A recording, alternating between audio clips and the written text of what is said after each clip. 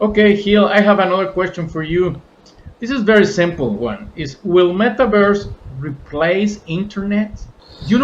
I hear that internet can be disappeared, but can Metaverse really replace the internet? No, Charlie, not at all. Metaverse is part of internet, and the internet itself is part of the metaverse. If if without the internet, the metaverse is not possible, and there's no other technology near close to the internet. We're still No. thinking about how to progress in the internet, and the next following step is to go to the metaverse.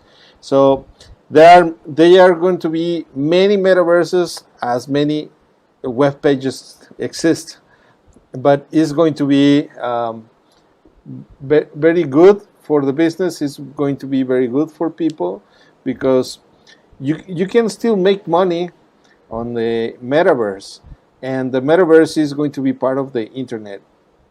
The only thing that we're waiting for the internet to evolve is how fast it can go, because as fast it is, the more metaverse we will have in our houses and our businesses.